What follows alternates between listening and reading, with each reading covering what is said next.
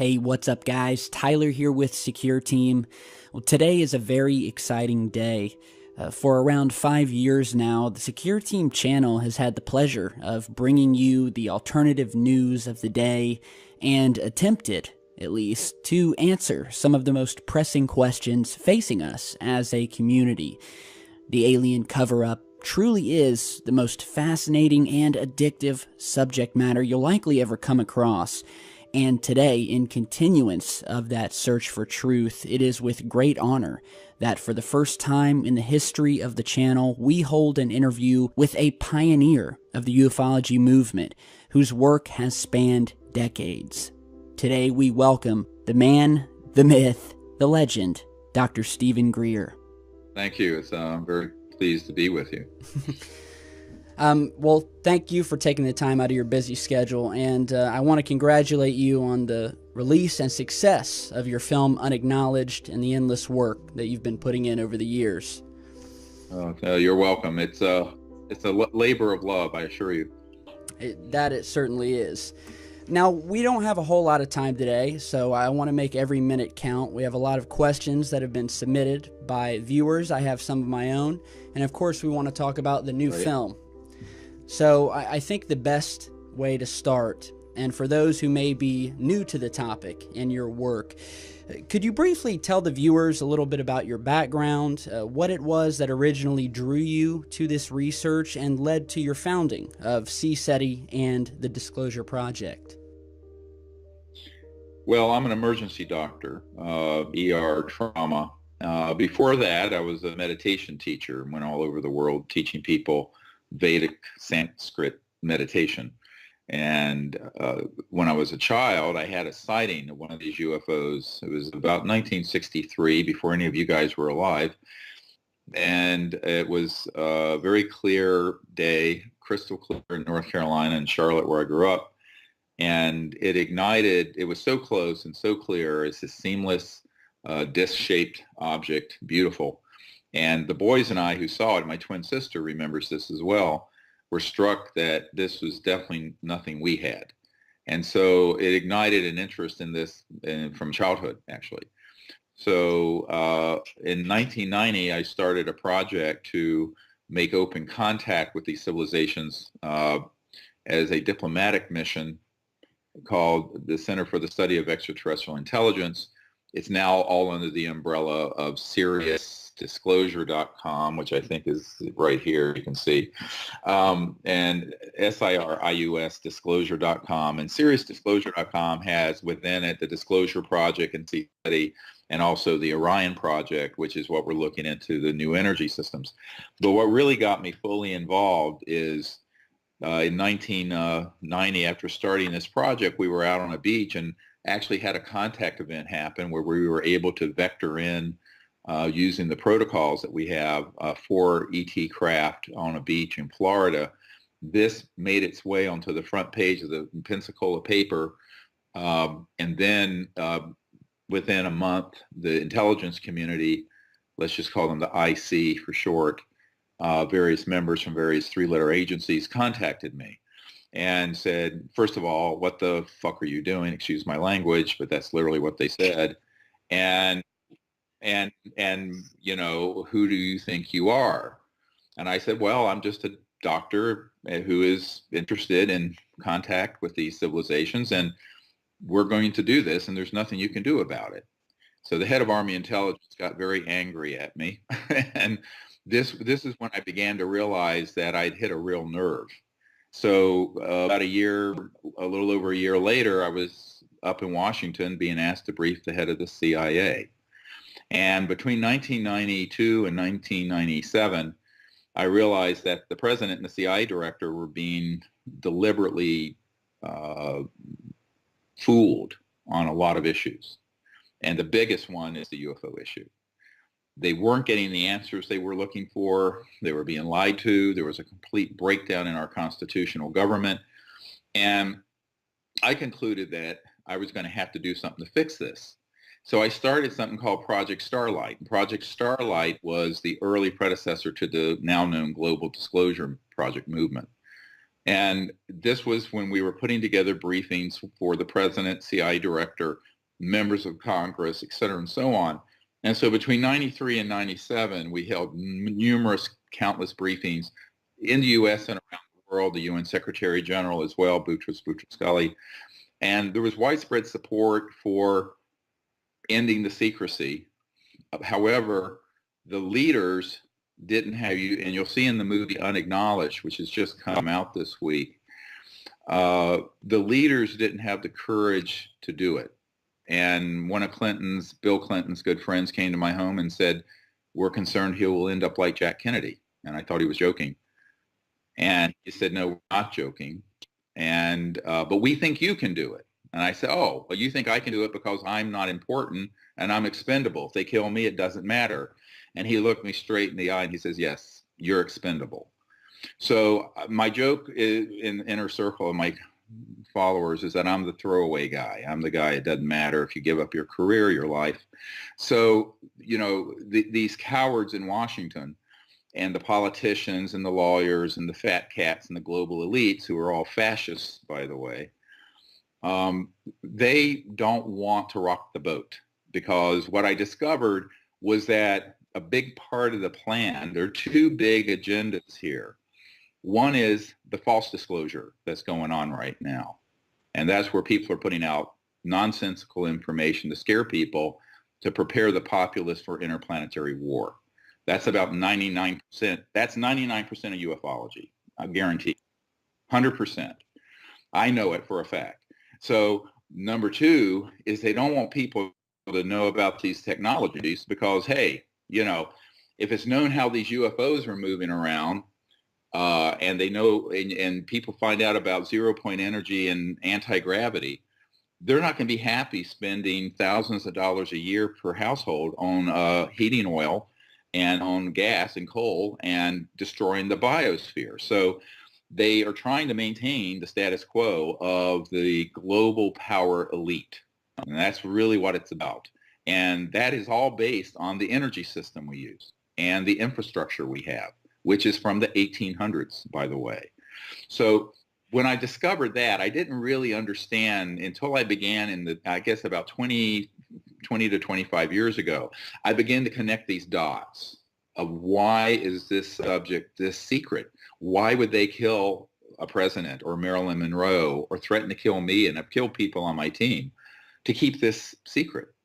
Well, the reason is because they're protecting, you know, several $100 trillion in public utilities and oil and gas and coal and nuclear power and all these things that are destroying the planet.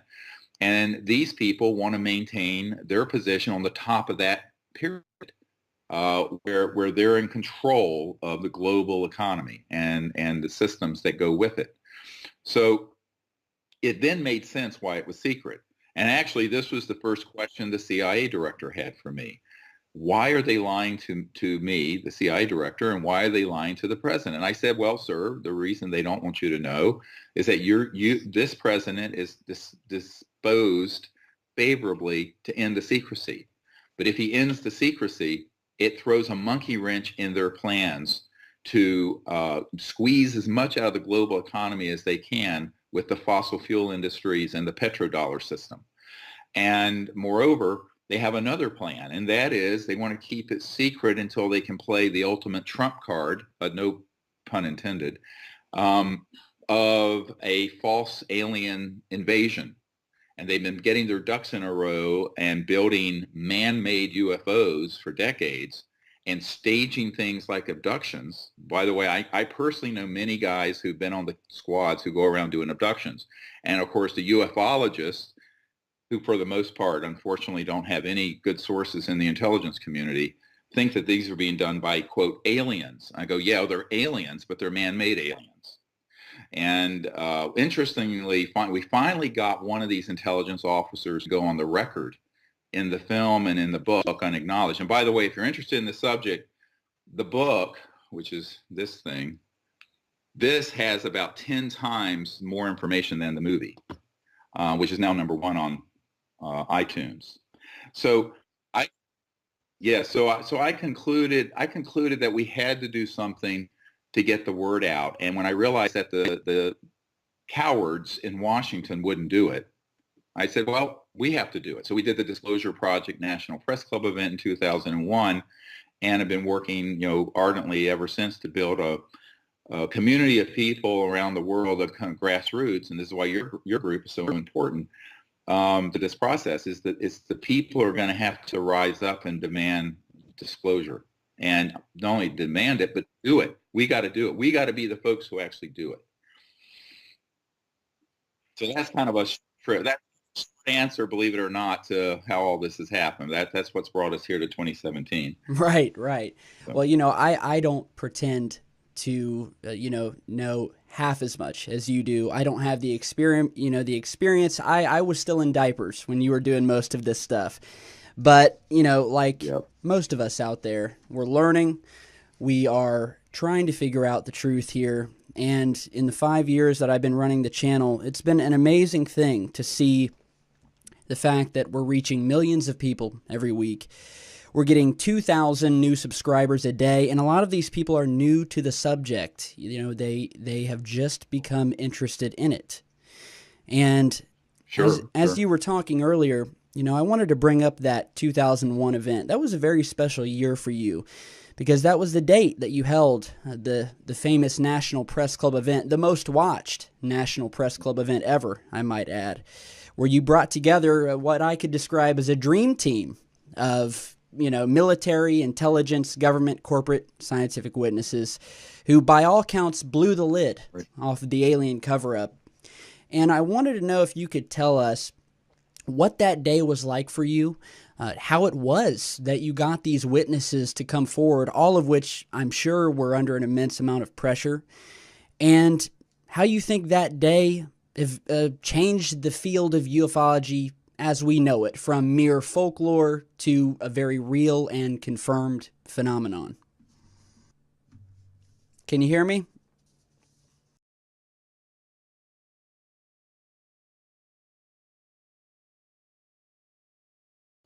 Can you see me now? I'm not seeing you, but there we go.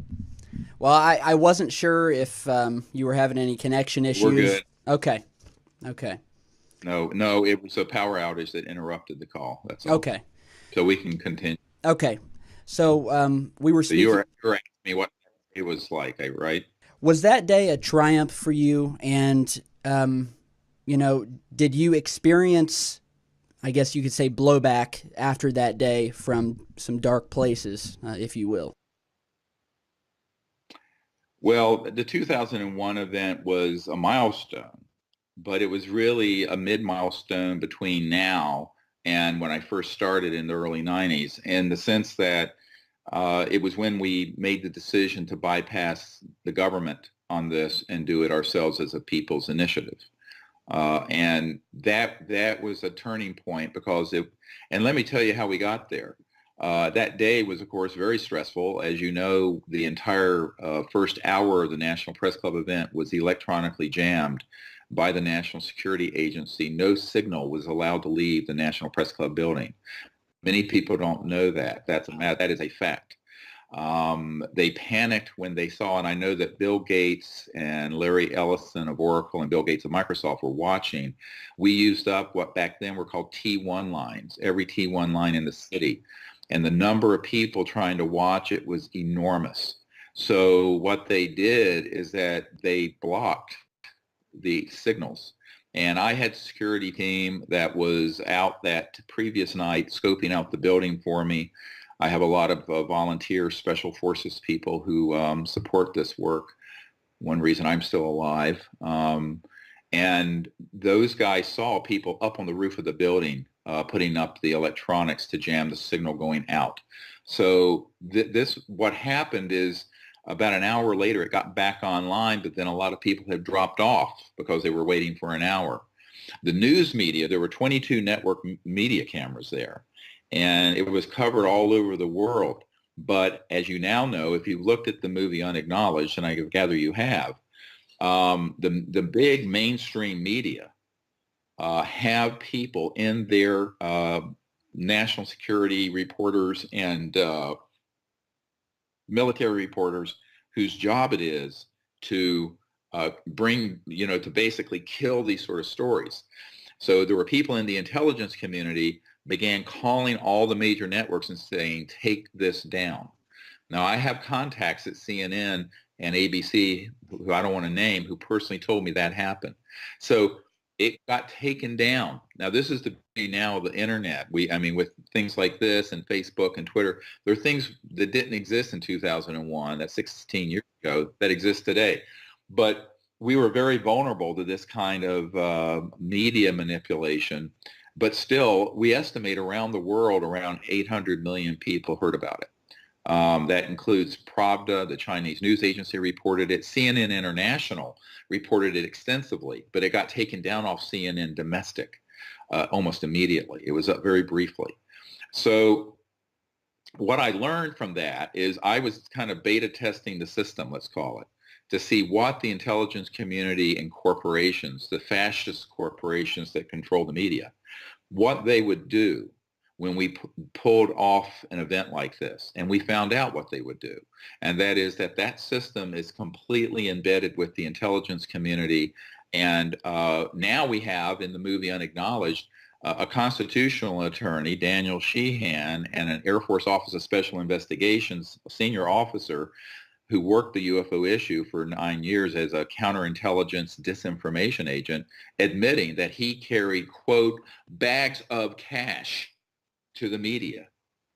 So everyone listening needs to understand that if you look at this movie and read the book, which has even more detail, you're going to be astounded at the firsthand accounts of people who have seen that what we call our press freedoms and the so-called fourth estate in a democracy, I mean, is actually a joke when it comes to this issue, and that it's very controlled and it's very manipulated. So then we decided, well, we're going to have to develop more grassroots strategies. And luckily, the internet and communications across the internet and shows like your own often will have more people watching them than Anderson Cooper on CNN. And so this is what we can do is just bypass those clowns until they end up saying no to their masters in the intelligence community. So that's one of the big lessons and big takeaways of the 2001 event. The other big takeaway, and I'm not going to go too far into this, but 4 months later, an event known as 9/11 happened. I'll just let that sit there. But all right. But in every step that we've taken, and this is a warning I'm giving to you today, where we have moved the disclosure ball closer to the goal, something catastrophic has happened to divert the attention of the public. I'll give you an example. Most people don't know this. In 1990, it was in the mid 90s. There was Bill Clinton had this scandal known as the Monica Lewinsky scandal that got him impeached. The day that a major New York paper was going to cover the disclosure projects, then called Project Starlight Initiative, with the president and the CIA director, was going to be a headline story. That was the day that Linda Tripp, who worked for the National Security Agency and Army Intelligence, and just happened to befriend Monica Lewinsky, broke the story of the affair Monica Lewinsky was having with the president, and that he had lied about it. That led to his impeachment. This is no coincidence. And that for years after that, the only story that would be in the media is this sort of nonsense about the president having an affair with an intern. That's all the media would cover. So then a few years later, we do the Disclosure Project. There are hundreds of thousands of people writing to members of Congress and congressmen saying, maybe we should hold a hearing on this. Bang. 9/11 happens. And now, here we are 16 years later. So as soon as we started launching this film, it's crowdfunding. And by the way, everyone listening who's contributed to this film, thank you. I mean, we would not have been able to do the book or the film without the support of the public, because I'm not working as a doctor anymore. I mean, personally, my family and I have given up around $12 million in our earnings and income to do this. But what I've told people is that when this began to get legs, you started seeing all kinds of disinformation things appear in the mainstream media about aliens.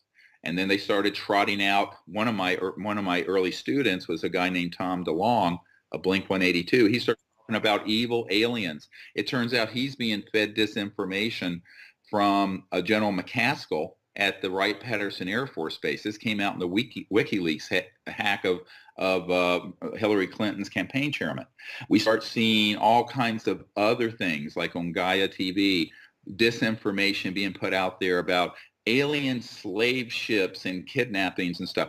It's all absolutely scripted out of the CIA. I can tell you this for 100%. Not the people who are saying it. The people who are saying it are just gullible people. But they began to trot out what I knew was the false flag.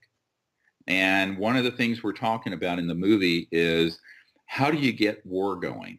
How do you get people on a war footing? You have to create an enemy. You know, Hitler did this, by having the populace begin to hate the Jews. Well, the intelligence community has had a 50, 60-year project of either ridiculing the UFO and ET subject or presenting it as something that'd be a threat. Now, what I say to people is that, look, if you're able to go faster than the speed of light across the distances of interstellar space, there is nothing on this planet you need materially. And you certainly don't need anything biological here, because even in our laboratories, we can clone and do things that are mind-boggling. Never mind a civilization that's 100,000 or 1,000,000 years or more advanced than we are. So why are they here? What's going on? Well, they've been around since the beginning of human history. It's been well proven. In cave drawings, 5,000 years old, there are pictures of UFOs with little ETs outside of them. What people don't realize is that when we started dropping atomic bombs in 1945, it was like us hitting a hornet's nest of concern cosmically, where people all over the cosmos went, what in the world's going on this planet? Because I believe that was the turning point in 1945, when they realized that humans had reached the point that we could destroy this entire planet, which perhaps has been in part supported by other civilizations over the millions of years. And that we could also become a threat to them, because within a few years after the hydrogen bomb, we start going into space with Sputnik and then the American space program. So I think that, a lot of people get into this sort of insane paranoia about aliens. I don't even like that word, by the way. I use ET, because you say alien, people think it's someone who's come in from, Mexico. But when you talk about ETs, if you talk about ETs or extraterrestrial biologicals, which is what they're called, ETBs or EBINs, extraterrestrial biological entities, these civilizations are so far advanced from us. There's nothing that is here that they need, but I think they're worried about our hostility. I think they're worried about the direction our civilization has been going for the last 70 years, because for the last 70 some years, we have been increasingly destroying our environment unnecessarily, because these free energy technologies, zero-point energy technologies, have been known for many decades.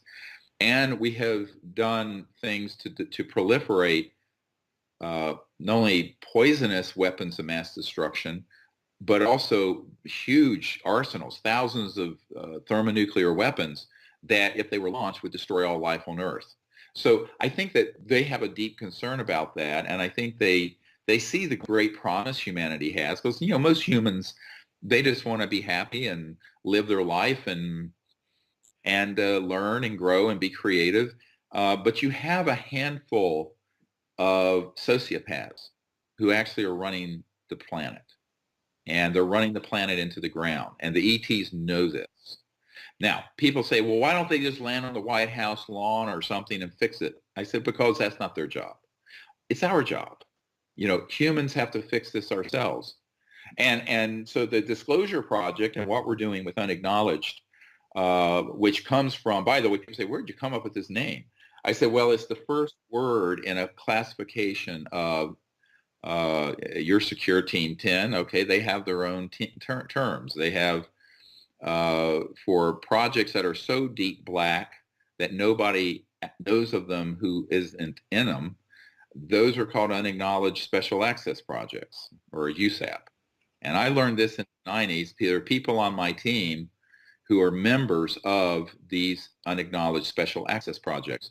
And what that means is that if you're in an unacknowledged special access project, nobody outside of that silo, nobody outside of that compartment or is allowed to know anything about what you're doing, even the president, even the Congress, even the chairman of the Joint Chiefs of Staff.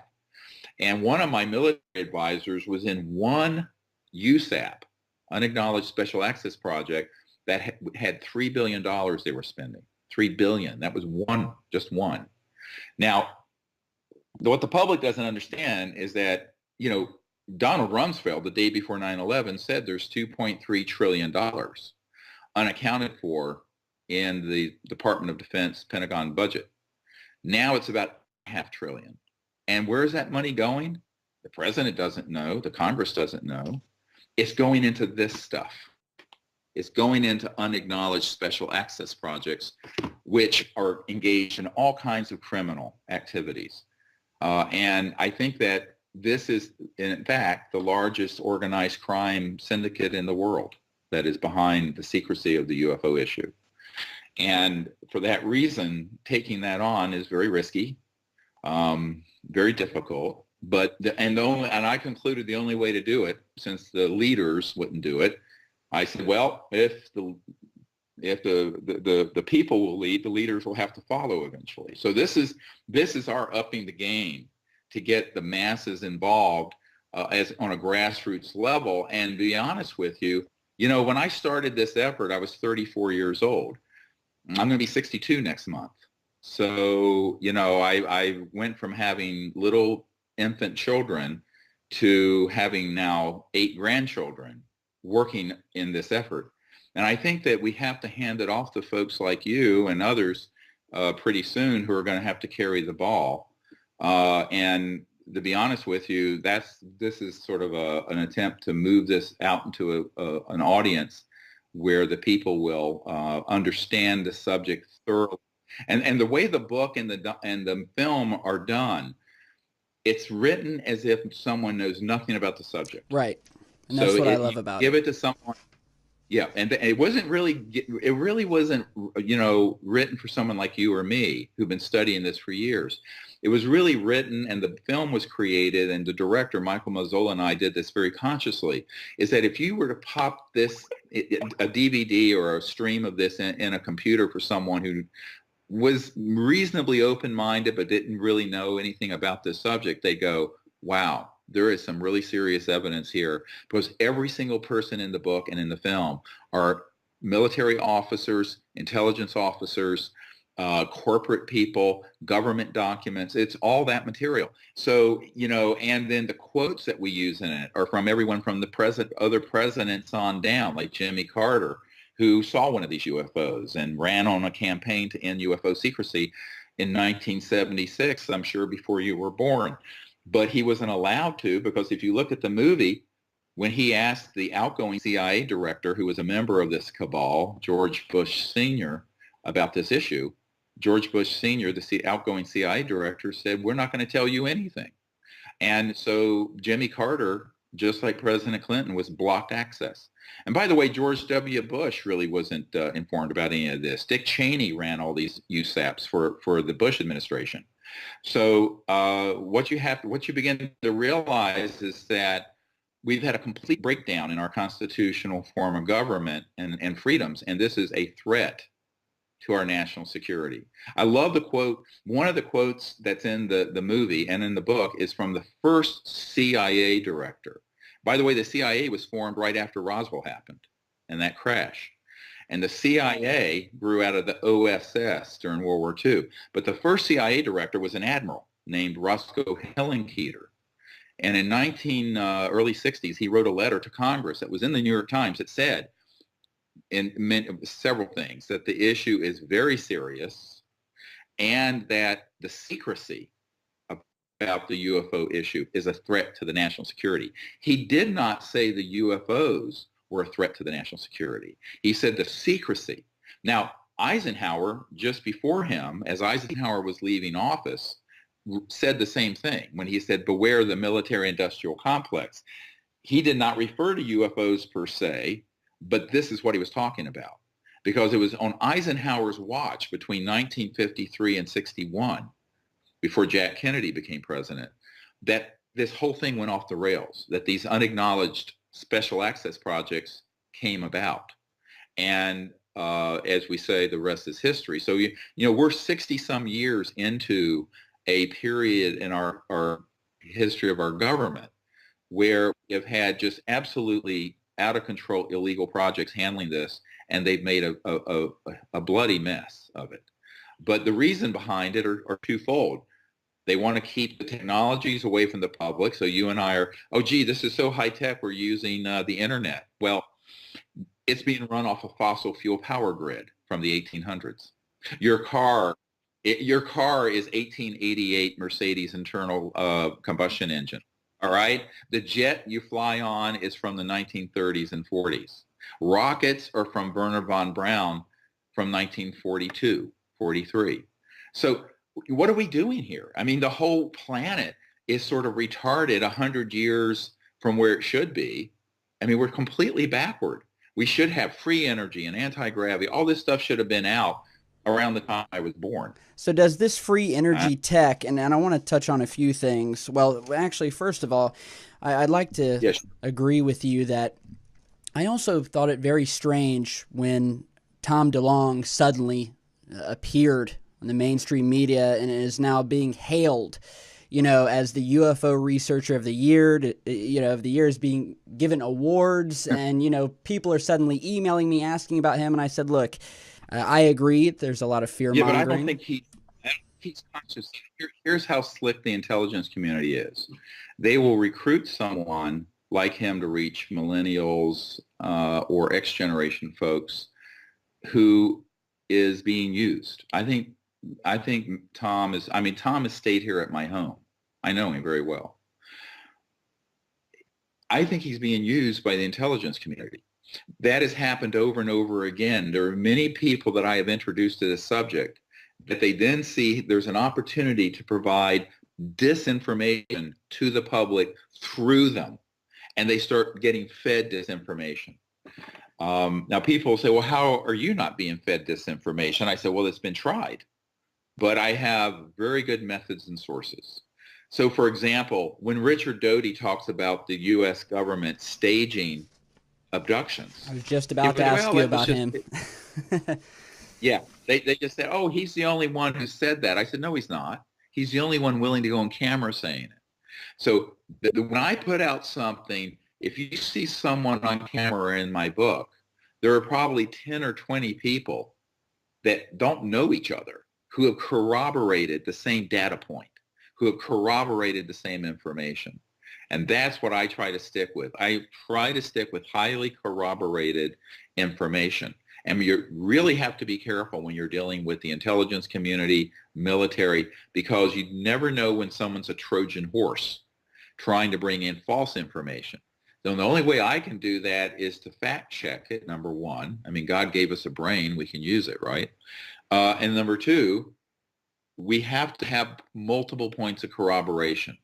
So if I have multiple points of corroboration who from different decades over different careers tell me exactly the same thing, that the intelligence community and unacknowledged projects have been doing things such as mutilations and abductions and staging things because to create fear factor, like the movie Independence Day. So eventually we'll end up in World War III. That'll be interplanetary. If I heard it from one person, I'd say, well, that's bull. If I hear it from 10 people that are independent and don't know each other and are not colluding with each other, I go, there's something here. And then I'll drill down on it. So keep in mind that in the Disclosure Project, we have maybe 100 people on the record, but I have probably at this point more than 1,000 sources in the CIA and Pentagon and different corporations who've given me information over the years. But those other people don't want to go on camera because they're afraid or they don't want the public attention. So what we're left with is sort of a tip of an iceberg. Now, out of those 100 or so witnesses that are military and intelligence and corporate, the book and the movie is only like the tip of the tip of the tip of the iceberg. So the big challenge for this movie, for the director and for me, was saying, where do we make the cut?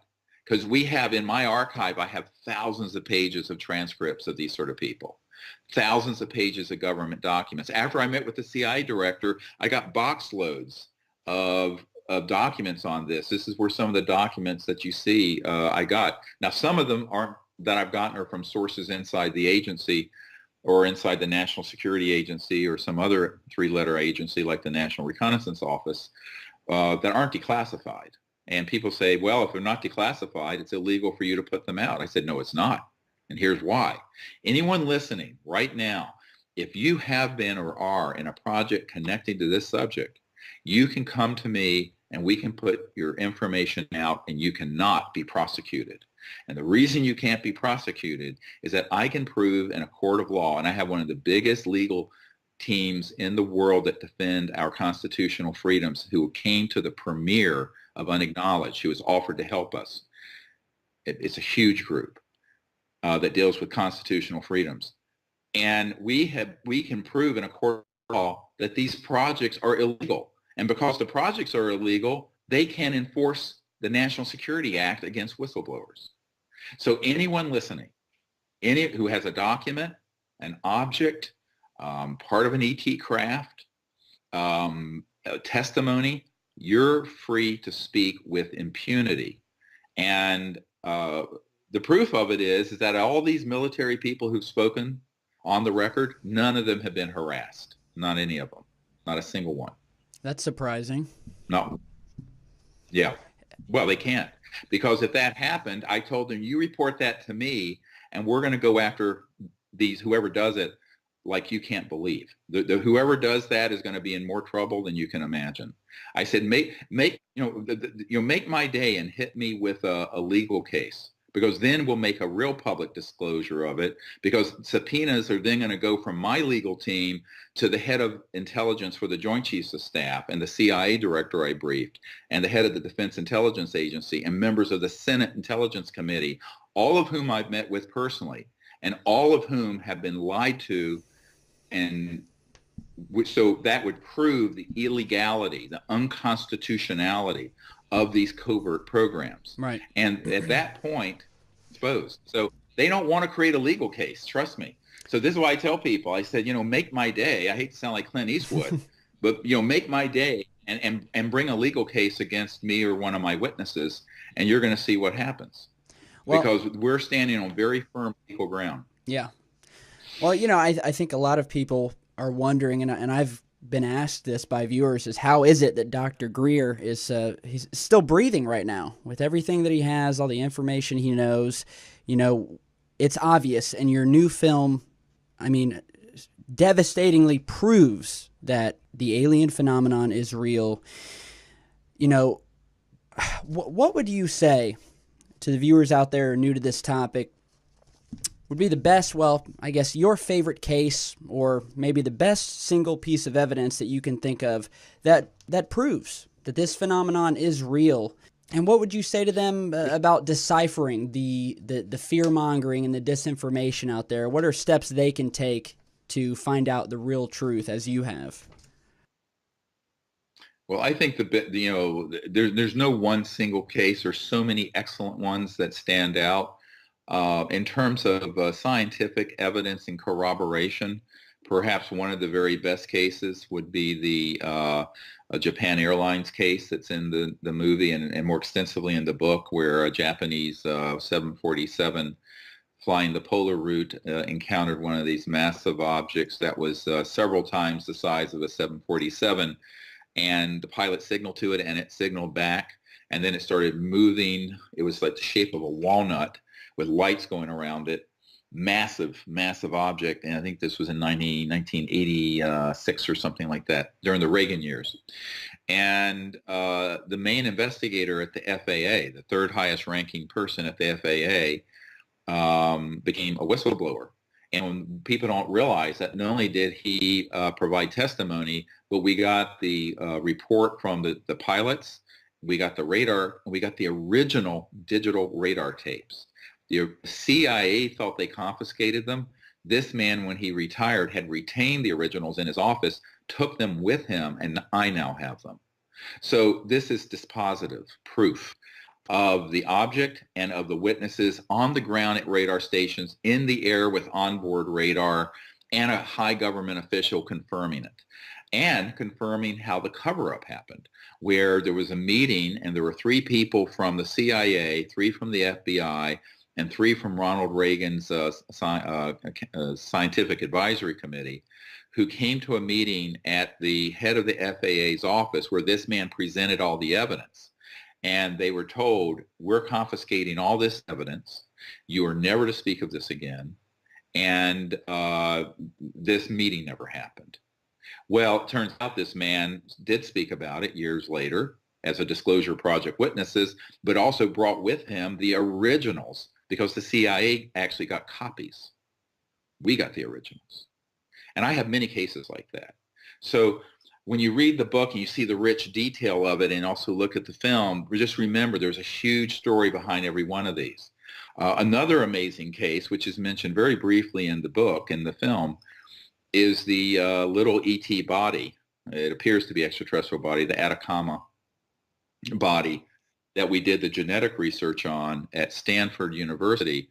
The results of those genetic tests now are showing that it almost certainly is not a mutation of a human. In fact, the chief scientist, Dr. Nolan, said the chances that that is a genetic mutation of a human are infinitesimally small. I'm quoting. Now, I have held that body in my hands. It's a 6-year-old child that fits in the palm of my hand. Well, I have big hands, but even so, size 9 surgical gloves. Anyway, but extra large. But it was interesting because when the film Sirius came out, this chief scientist at Stanford was reluctant to actually go that far, because not all the genetic material was in. Now it's all been analyzed, and there's no question at all that this is not human. Now, we can't say it's extraterrestrial, but in all likelihood, it's either a part human, part Earth-based, and part extraterrestrial, or completely extraterrestrial. And it was found in the Atacama Desert, where there are a lot of UFOs been seen going in and out of the mountains there in that part of Chile. It's a really dry desert in Chile. It's the driest place on Earth. And that's where this specimen was found. So that's an amazing case because it's an actual physical body. Another amazing case is the landing of the ET craft at Rendlesham Forest, Bentwaters Air Force Base, that we have numerous official documents on, as well as the British Ministry of Defense, after we did the Disclosure Project, released the secret files that actually showed that there were changes in the soil radiation and composition from where this massive object sat down on the ground. And we have multiple corroborating military people who were on site who have provided us information on that. So, in a way, we have so much evidence that the bigger issue becomes, I always say this film and this book Unacknowledged addresses really 3 big issues. What's the evidence? How is it being kept secret? And that's why unacknowledged special access projects are so key, because most people don't understand, how do you keep something secret? Well, first of all, it's kind of out there in plain sight, but the ongoing operations are all these unacknowledged special access projects that are being run illegally with billions of dollars of our taxpayer money, outrageously. And then the question is, what is the why? I mean, the hardest thing to answer is, why would it be kept secret? And I know there are many skeptical people who say, well, this would be a great thing for the public to know. I said, yes, but you're not thinking it through. It'd be cool to know that we're not alone in the universe, but to know that they're actually here and that a covert program has figured out how they operate, One of the most important government documents is from Canada, where this Wilbur Smith document that's in the movie and also in the book. I have the entire document in my book, where it says that it's a top secret document that I understand accidentally got declassified in the Canadian archives. And it states point blank that in the early 1950s, they were looking into how these ET craft operated and were figuring out their propulsion and energy systems. Well, guess what? That was like 1951 or 50. 1954, we had accomplished that. So a year before I was born, we figured out anti-gravity. So I'm going to be 62. To give you an idea, that's 63 years ago in October. This coming October will be 63 years that we have not needed surface roads. We have not needed cars, jets, or rockets. Mind-blowing. Okay. It is mind-blowing. So think about it. It's almost like we're Neanderthals crawling around in the dustbin of oil and coal and soot and pollution and poverty, and it's all artificial. This secrecy is killing the planet and destroying millions of lives every day through pollution and poverty. It is unbelievable. And once people understand that, they realize, you know what, we need to do something about this. So that's what induced me to leave my medical career, when I realized that it wasn't just about, oh, well, there's ET out there, how interesting. I realized, holy shit, we have an entire civilization that is going the way of the dinosaur here. Right. We're just, we're in the middle of the biggest mass extinction in human history. And since the dinosaurs disappeared 65 million years ago, and it's 100% man-made. And we can fix that. We can reverse that, but we're running out of time. And so that's why I left my medical career. I realized that, in a sense, I could save people one person at a time in the emergency department who've been shot or stabbed or car wrecks or heart attacks. Or we can do something to fix this huge problem for the planet for 7 billion people. So it was a big, hard decision for me and my family to make. And my wife's an angel for putting up with it. But there aren't many doctors' wives who will let you leave your medical career as chairman of emergency medicine and do this stuff. I mean, a few years ago, our tax return. Our tax return a few years ago was $35,000 for a family of 6. So that's the other thing. People have to understand the kind of sacrifice and work it takes to do something like this. There's all these rumors out there. Oh, Greer's getting rich. I said, yeah, right. I said I'd have $10 or $12 million if I'd kept working as the chairman of emergency medicine at this busy ER. But the problem becomes, what is the average person going to do? What I tell people is that people have got to stop viewing this subject as sort of infotainment and realize we have to launch into activism. What activism is, the first thing you can do is get the book and get the movie, and then the part of the proceeds that'll come to our disclosure effort can then build up an energy lab. Why don't we bring out these technologies ourselves? We don't have the funding. Right. So, and people think you're going to do something like this. Look, every week there's a new billion-dollar unicorn company being started in Silicon Valley for some stupid app, to measure your boobs or something.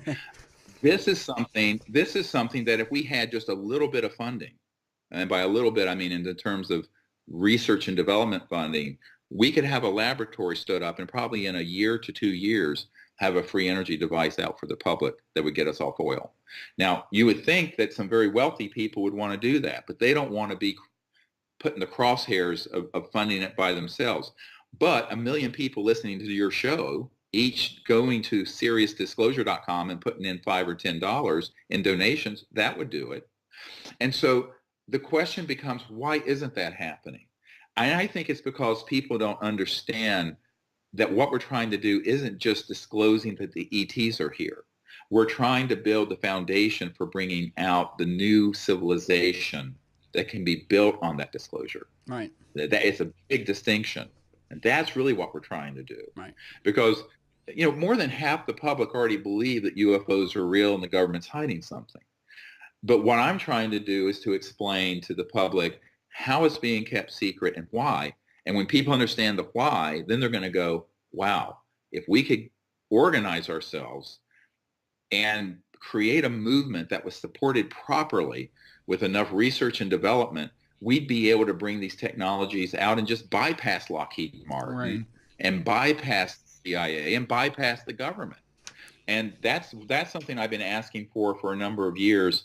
I'm hoping that we can launch enough support globally around the film and the book that people then begins to connect the dots. And a lot of the social media things I've been reading and the IMDb reviews, people are saying, wow, this finally connects all these dots Right. of what is the evidence, how is it being kept secret, why is it being kept secret. And when people get to that part of the movie called the lost century, this lost century of evolution on Earth, they realize, wow, that makes sense. This is why a bunch of sociopathic oligarchs and global elites would want to keep this secret, because goodbye JP Morgan Chase petrodollar banking, goodbye oil. People who are holding trillions of dollars worth of commodities in oil and gas and coal, those all become worthless the instant the truth about this is truly understood. And you know what? We begin a new civilization on Earth. We go into a post-carbon civilization that will be high-tech, no pollution, and no poverty.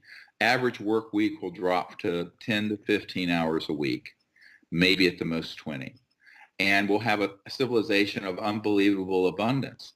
And based on that justice, economic justice, we may be able to achieve global peace. And at that point, the ETs are going to welcome us to outer space. Well, So that's how it goes.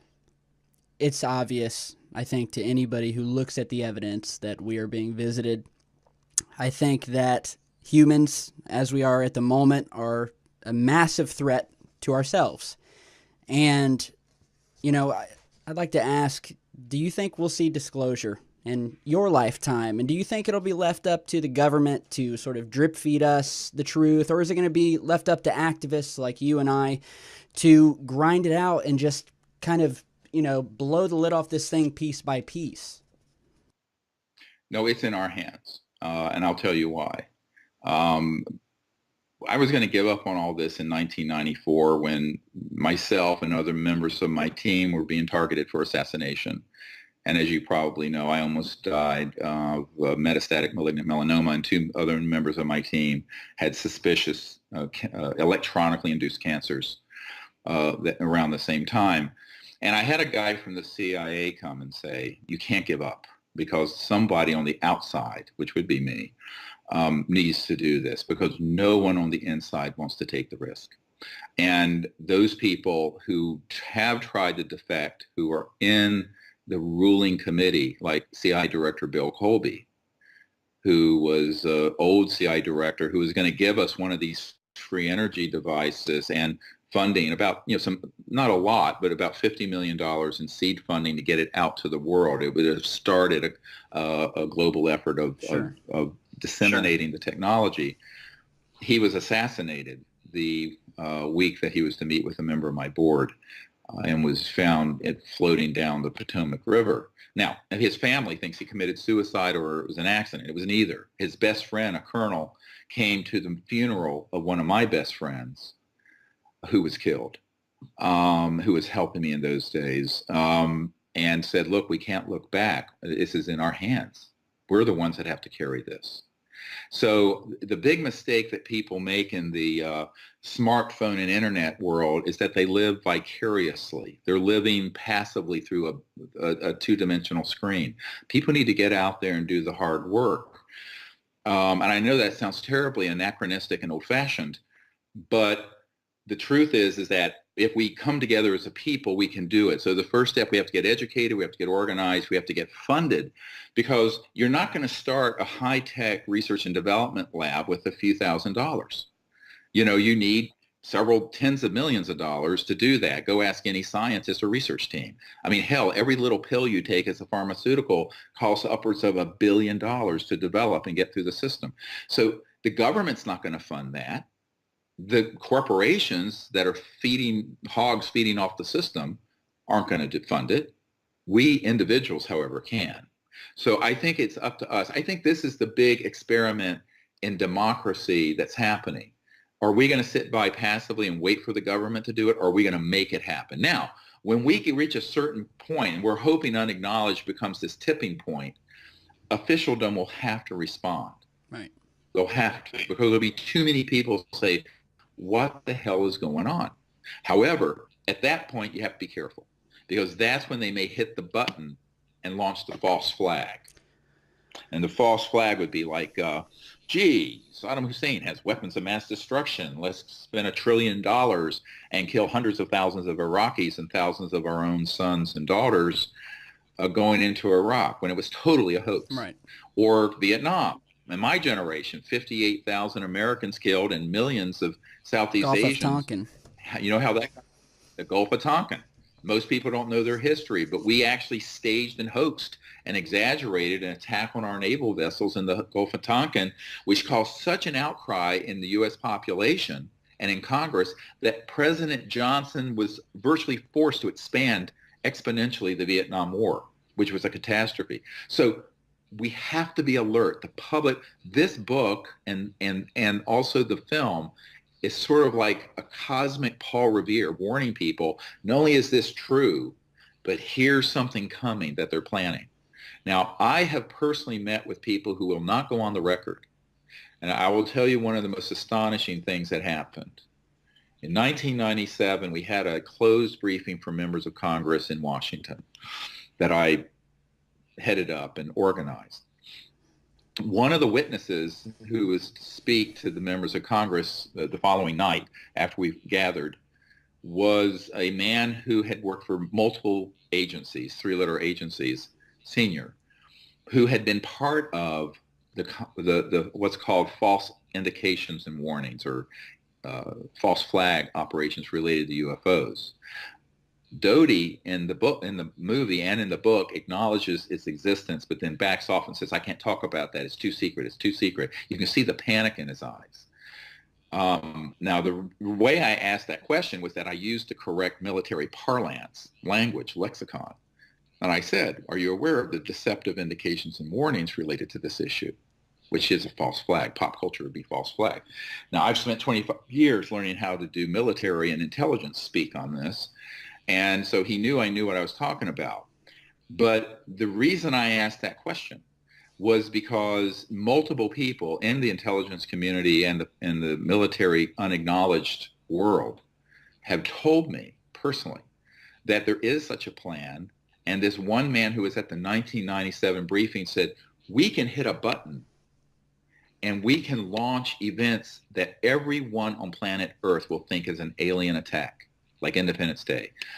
Everyone will think it's alien from the president on down, and we can stampede the world into a collective panic that enables the military to take over the world. And I said, how long has this been operational? He says, I was read into it and was on the committee, the interagency committee coordinating these events in 1974. All right. Now that's 43 years ago. I know it has existed actually since the 50s.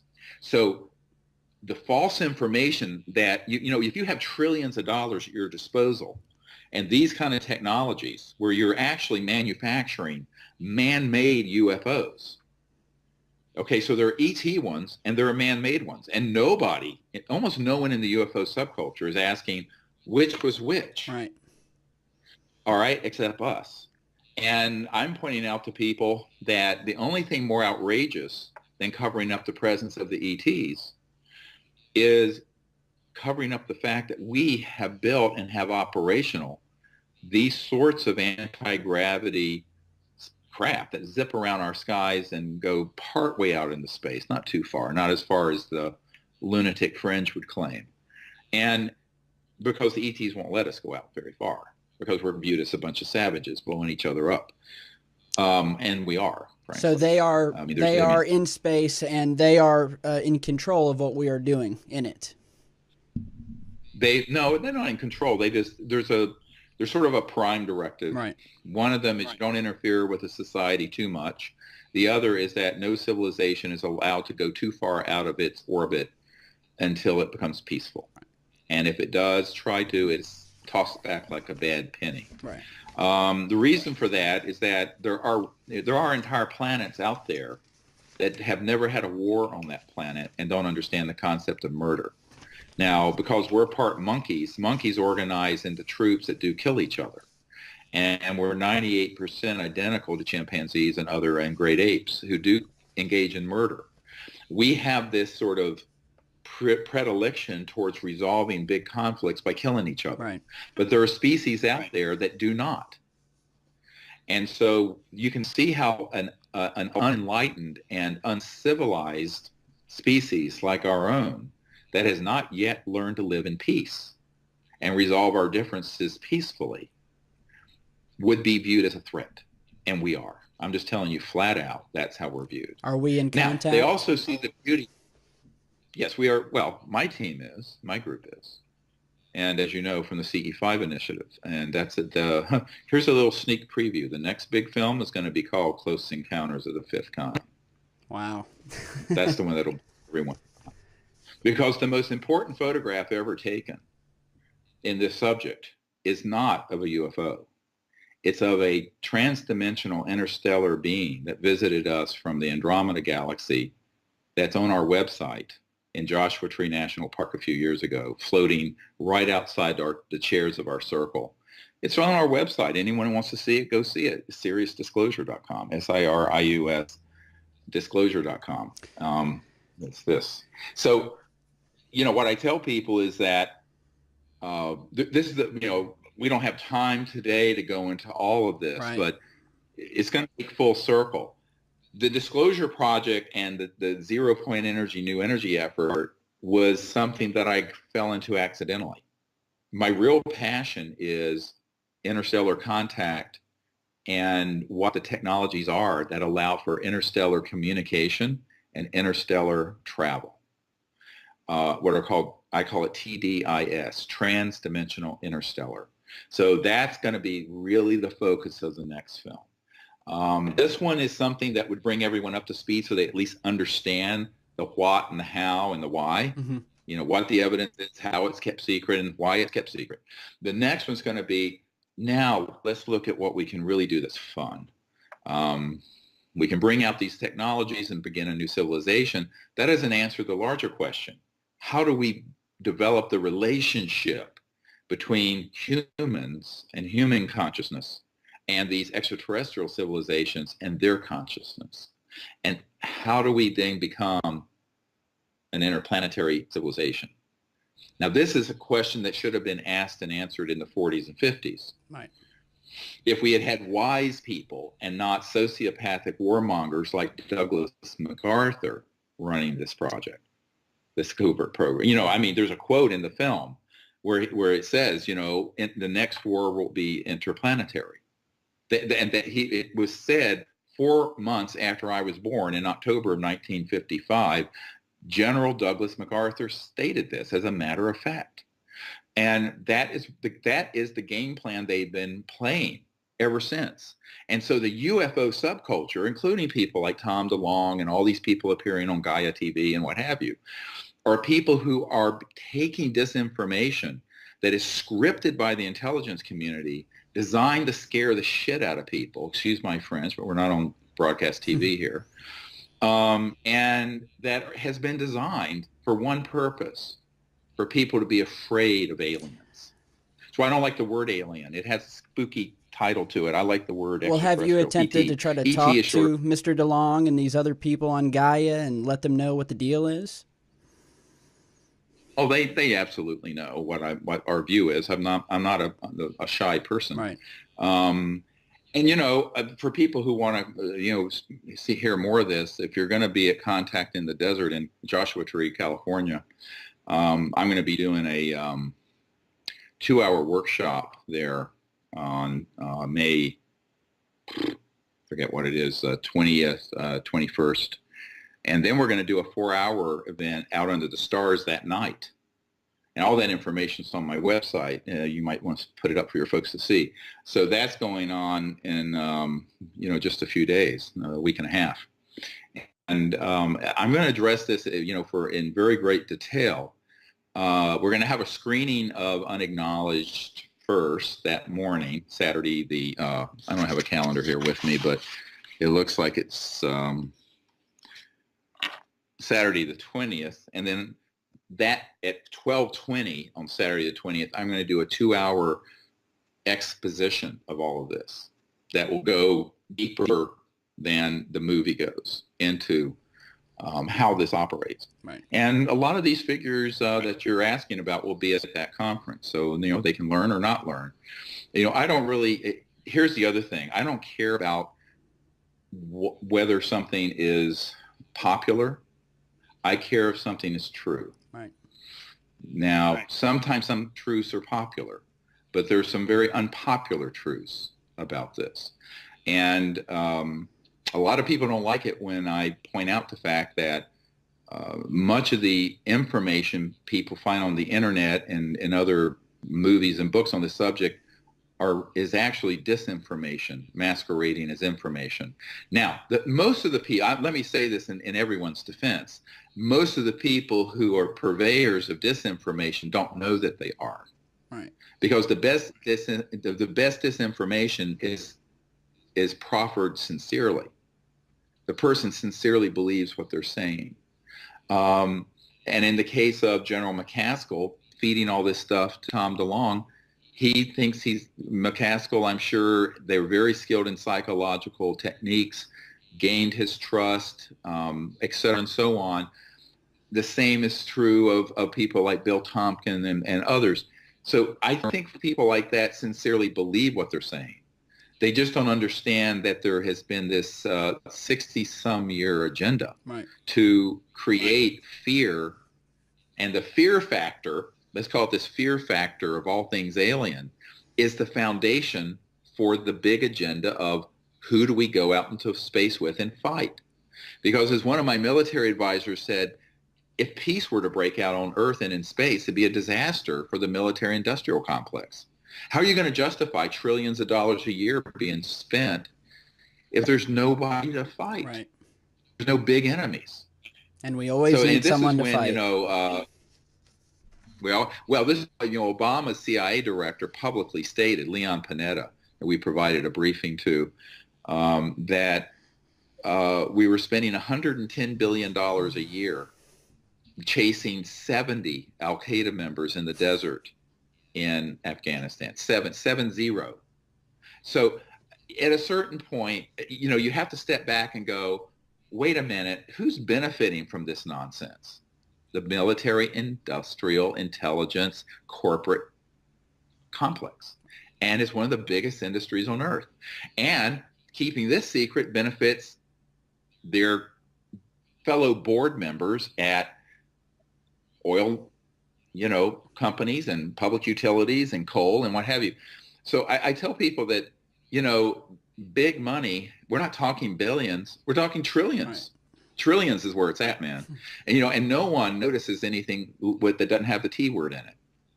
And this is the issue that involves trillions of dollars in assets and commodities.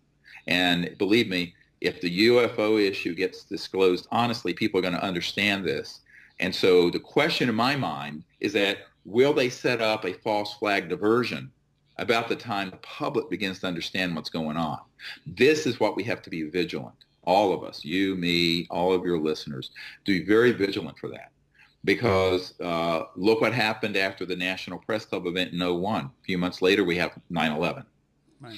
And there's a member of my team who's passed away, so I can speak of this now, who was the highest ranking scientist at the Naval Research Labs, the great big, it's the biggest defense lab in the country. It's there in Washington. Thomas Edison started it. And this is a man who worked on a lot of these projects and introduced a lot of folks to me. And he was at my home here out near the University of Virginia a few years ago, and he told me about being in Vice President Cheney's office and seeing the plans for 9/11 prior to its happening. But that if he were told of this, if he were to speak of it, that they would have killed him, his wife, his children, and his grandchildren. So I could not get him to go on the record Wow. But and he has since passed away of prostate cancer. But people need to understand that there's a story behind the story behind the story, and remember that civilizations that are interstellar, there's nothing on this planet they need except our peace and cooperation.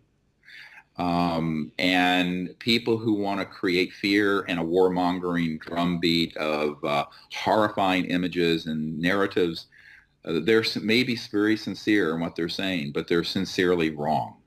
And on the other hand, we do know, and we have now testimony from an Air Force intelligence officer, that the intelligence community has in fact staged and hoaxed human events to make them look alien. Now, another big one, and I'll put this is something your listeners want to put this in their pipe and smoke it, as we used to say. And I don't mean pot, I just mean tobacco. I don't care if you do pot either. But here's the deal with that. In, I believe it was the 80s, there was an event called the Cash Landrum crash. Right. All right. So those of you, this is in the book, firsthand, a lot of people don't realize that this Air Force intelligence officer was the principal investigator of that event, the principal for the Air Force. That craft that crashed was, and I want to be clear on this because people are going to mix this up, it was a manned UFO, manned with humans, that had a man-made energy and propulsion energy system in it. But the craft itself was an ET craft that we had captured, the skin of the craft. Mm-hmm.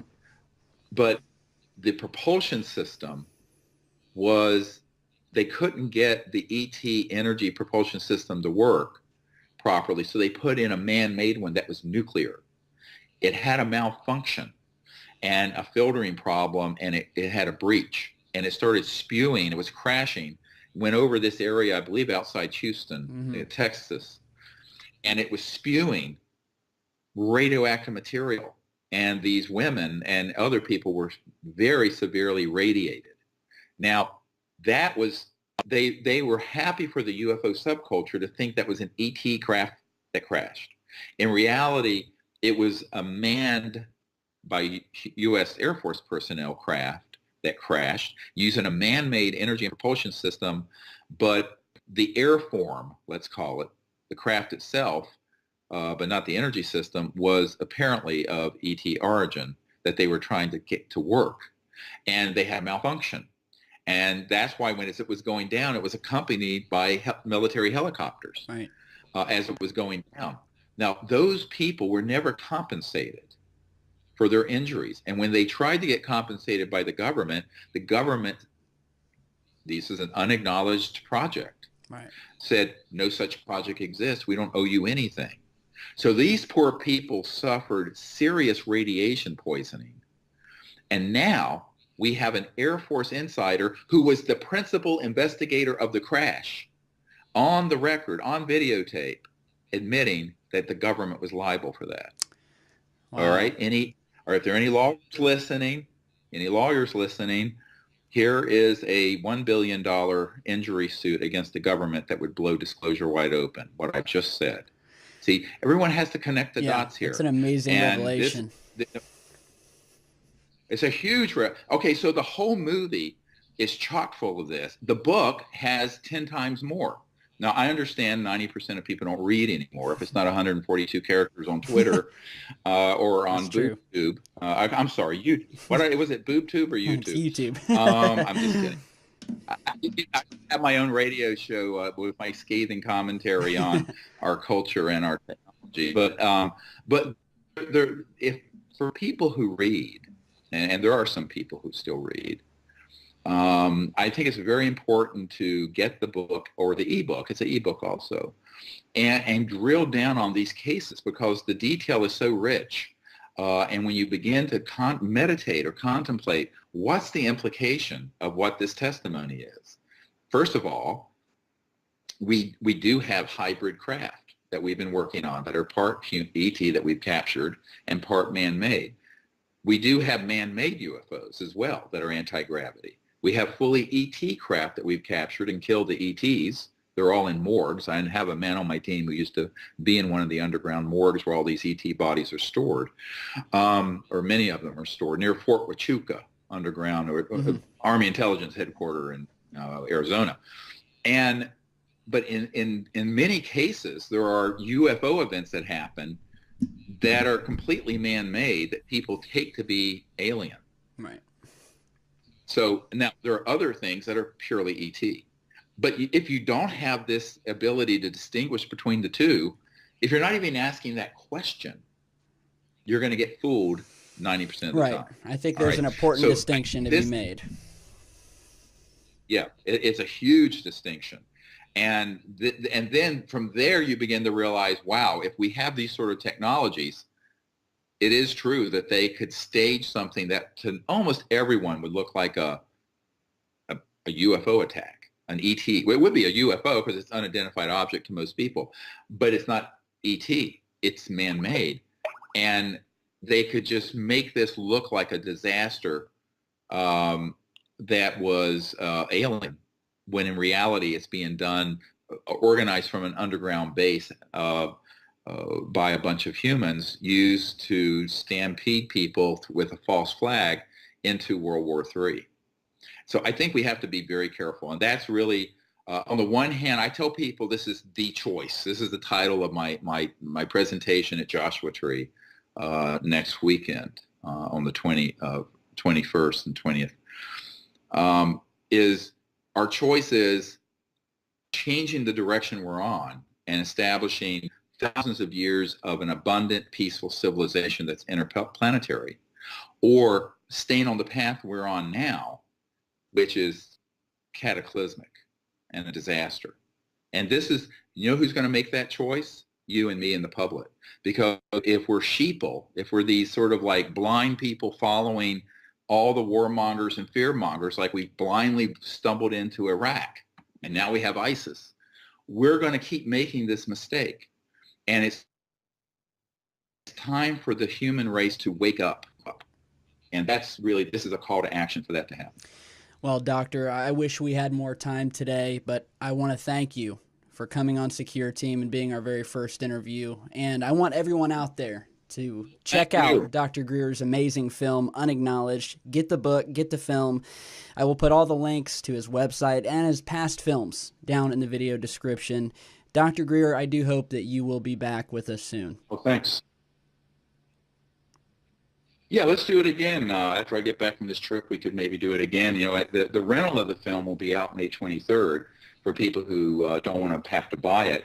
So people can, get it on the 23rd through a rental everywhere, iTunes, a lot of issues. And the biggest one is the UFO issue. They weren't getting the answers they were looking for. They were being lied to. There was a complete breakdown in our constitutional government. And I concluded that I was going to have to do something to fix this. So I started something called Project Starlight. Project Starlight was the early predecessor to the now known Global Disclosure Project movement. And this was when we were putting together briefings for the president, CIA director, members of Congress, et cetera, and so on. And so between 93 and 97, we held countless briefings in the U.S. and around the world, the UN Secretary General as well, Boutros Boutros-Ghali. And there was widespread support for ending the secrecy. However, the leaders didn't have you, and you'll see in the movie Unacknowledged, which has just come out this week, the leaders didn't have the courage to do it. And one of Bill Clinton's good friends came to my home and said, we're concerned he will end up like Jack Kennedy. And I thought he was joking. And he said, no, we're not joking. And but we think you can do it. And I said, oh, well, you think I can do it because I'm not important and I'm expendable. If they kill me, it doesn't matter. And he looked me straight in the eye and he says, yes, you're expendable. So my joke in the inner circle of my followers is that I'm the throwaway guy. I'm the guy, it doesn't matter if you give up your career, your life. So, these cowards in Washington and the politicians and the lawyers and the fat cats and the global elites, who are all fascists, by the way, They don't want to rock the boat, because what I discovered was that a big part of the plan, there are two big agendas here. One is the false disclosure that's going on right now. And that's where people are putting out nonsensical information to scare people, to prepare the populace for interplanetary war. That's about 99%. That's 99% of ufology. I guarantee. 100%. I know it for a fact. So number two is they don't want people to know about these technologies because, hey, you know.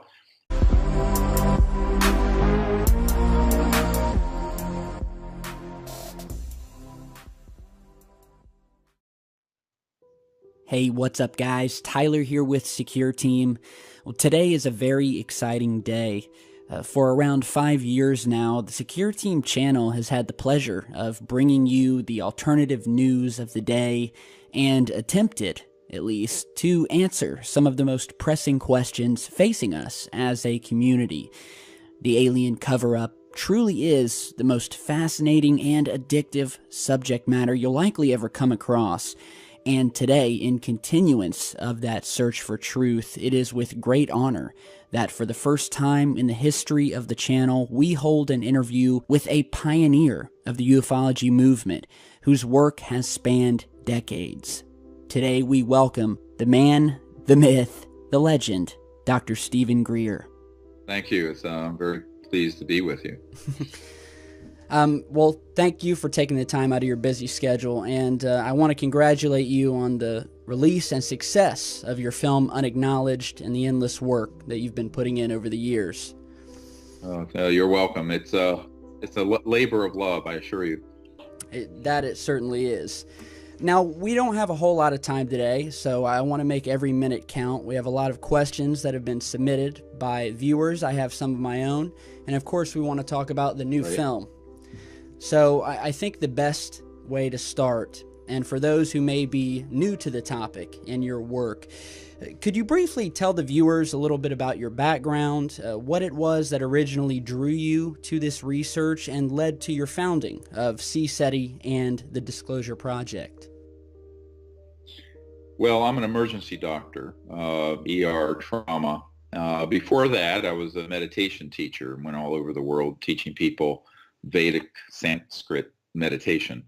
And when I was a child, I had a sighting of one of these UFOs. It was about 1963, before any of you guys were alive. And it was a very clear day, crystal clear. If it's known how these UFOs are moving around, and they know, and people find out about zero-point energy and anti-gravity, they're not going to be happy spending thousands of dollars a year per household on heating oil and on gas and coal and destroying the biosphere. So they are trying to maintain the status quo of the global power elite. And that's really what it's about. And that is all based on the energy system we use and the infrastructure we have, which is from the 1800s, by the way. So when I discovered that, I didn't really understand until I began in I guess about 20 to 25 years ago, I began to connect these dots of why is this subject this secret? Why would they kill a president or Marilyn Monroe or threaten to kill me and have killed people on my team to keep this secret? Well, the reason is because they're protecting, several $100 trillion in public utilities and oil and gas and coal and nuclear power and all these things that are destroying the planet. And these people want to maintain their position on the top of that pyramid, where they're in control of the global economy and the systems that go with it. So it then made sense why it was secret. And actually, this was the first question the CIA director had for me. Why are they lying to me, the CIA director, and why are they lying to the president? And I said, well, sir, the reason they don't want you to know is that this president is disposed favorably to end the secrecy. But if he ends the secrecy, it throws a monkey wrench in their plans to squeeze as much out of the global economy as they can with the fossil fuel industries and the petrodollar system. And moreover, they have another plan, and that is they want to keep it secret until they can play the ultimate trump card, no pun intended, of a false alien invasion. And they've been getting their ducks in a row and building man-made UFOs for decades and staging things like abductions. By the way, I personally know many guys who've been on the squads who go around doing abductions. And of course, the ufologists, who for the most part, unfortunately, don't have any good sources in the intelligence community, think that these are being done by, quote, aliens. I go, yeah, they're aliens, but they're man-made aliens. And interestingly, we finally got one of these intelligence officers to go on the record in the film and in the book, Unacknowledged. And by the way, if you're interested in the subject, the book, which is this thing, this has about 10 times more information than the movie, which is now number one on iTunes. So I concluded that we had to do something to get the word out. And when I realized that the cowards in Washington wouldn't do it, I said, well, we have to do it. So we did the Disclosure Project National Press Club event in 2001 and have been working, ardently ever since to build a community of people around the world of kind of grassroots. And this is why your group is so important to this process, is that it's the people who are going to have to rise up and demand disclosure.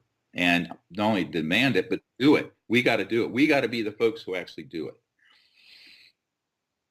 So that's kind of that answer, believe it or not, to how all this has happened. That's what's brought us here to 2017. Right.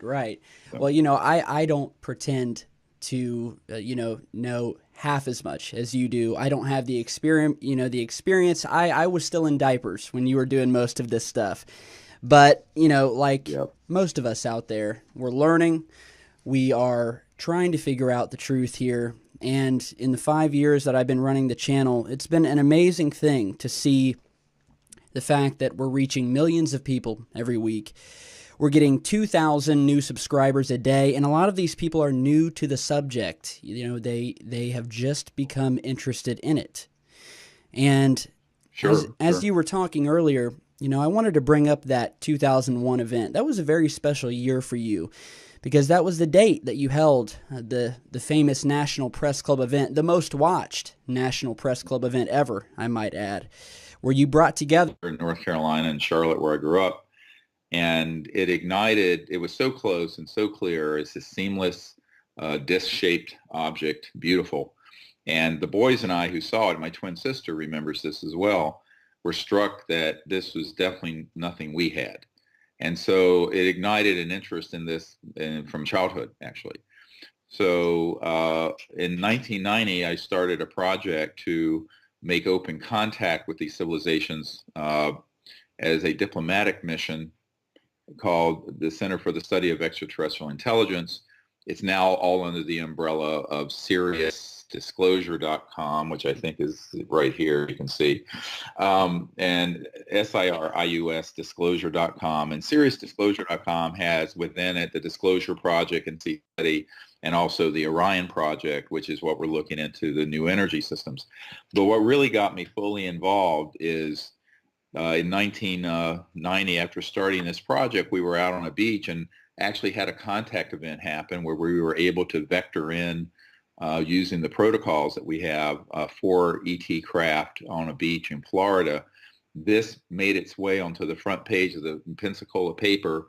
And then within a month, the intelligence community, let's just call them the IC for short, various members from various three-letter agencies contacted me and said, first of all, what the fuck are you doing? Excuse my language, but that's literally what they said.